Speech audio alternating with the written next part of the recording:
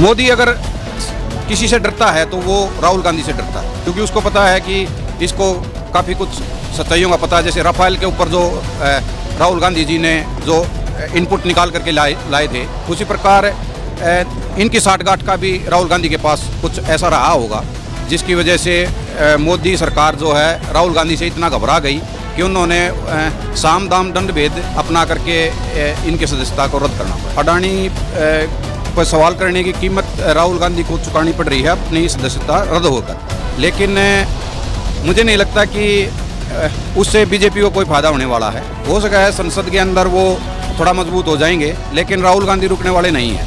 वो वहाँ संसद में अपनी आवाज़ उठाते थे, संसद से अगर सदस्यता रद्द होगी तो अब सड़क के ऊपर अपनी आवाज़ उठाएंगे, और सड़क के ऊपर अपनी आवाज़ नहीं, उनकी आवाज़ लोगों के दिलों में है। तो मुझे नहीं लगता कि उनकी आवाज़ को किसी भी तरीके से दबाया जा सके, और ये लोकतंत्र की हत्या है एक प्रकार से, जिस प्रकार से उनको निकाला गया है। और क्योंकि राहुल गांधी बड़ी मजबूती से आम नागरिक की, किसान की, मजदूर की और हर वर्ग की आवाज़ को बुलंद करते थे, इसलिए और एक स्वस्थ लोकतंत्र के लिए एक मजबूत विपक्ष का होना बहुत ज़रूरी है। तो इसलिए मैं मानता हूं कि राहुल गांधी को सदन में होना जरूरी। नीरव मोदी था, जो दूसरा जो मोदी थे, तो उनके ऊपर तो चार्जेस थे और वो देश छोड़ करके भागे हुए थे।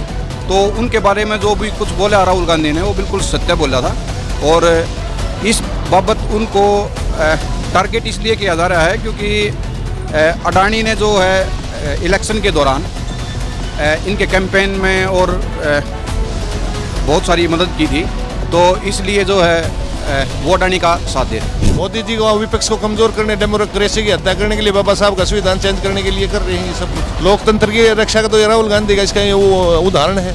डेफेमेशन के इसमें कंपनसेशन दिया जाता है, न कि सजा होती है। कभी ईडी लगाते हैं, कभी कुछ लगाते हैं, मोनोपोली दिखा रहे हैं। जब राहुल गांधी जी ने जो है कश्मीर से कन्याकुमारी के लिए अपना भारत जोड़ो यात्रा चलाई, उन्होंने कहा भारत जोड़ो यात्रा की है, किसान को जोड़ो, किसान की दयनीय दिशा, किसान कितना उस पर रहा है। उन्होंने किसान की पार्लियामेंट के अंदर आवाज़ उठाई।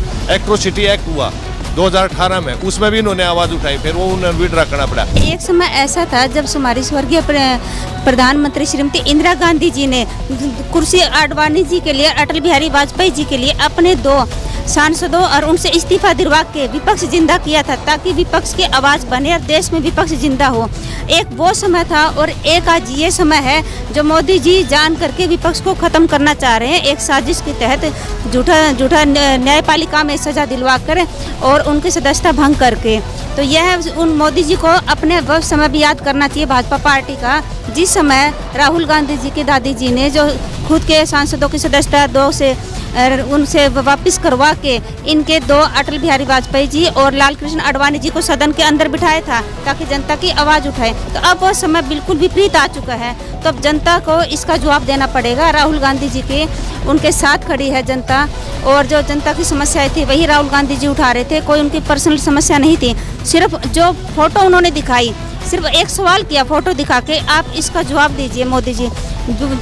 जैसे सवाल किया उसी टाइम माइक बंद कर दिया जाता है और संसद को बीच में रोक दिया जाता है। कहीं ना कहीं इनको भय हो गया था तुम्हारे पास राहुल गांधी जी के सवाल का जवाब नहीं है, तो आनन फानन में इन्होंने सदस्यता रद्द करी है और बंगले से बाहर किया है। बट मोदी जी जो काम कर रहे हैं वो लोग अदानी के साथ मिलजुल कर, क्योंकि मोदी जी का कार्यालय जो चल रहा है वो पूरा अदानी के साथ नहीं चल रहा है, वो उनका ही तरफ से और उनकी जी हुजूरी से ही चल रहा है। इसलिए मोदी नहीं चाह रहा है कि अदानी को साइड ऑफ करना है, इसीलिए उसको पसंद भी नहीं करता है कि कोई अदानी के ऊपर कोई क्वेश्चन लगाए या कोई उनसे बातचीत करे कोई उसको, इसीलिए वो राहुल जी को दबाना चाह रहे हैं। ये देख सिंपली चीज़, अगर कोई बंदा किसी चीज़ को, किसी को घोटाला या किसी चीज़ को हाईलाइट करेगा, पब्लिक के सामने रखेगा, तो ऑटोमेटिक है भाई उनके हाथ में CBI ED सब कुछ है, तो उन्होंने तो मतलब जो भी बोलेगा उसको बंद कराने का यही इलाज है। राहुल गांधी वैसे रुकने वाले नहीं थे, संसद में आवाज़ उठाया करते, अब संसद की सदस्यता रद्द करवा दी तो ऑटोमेटिक है वो,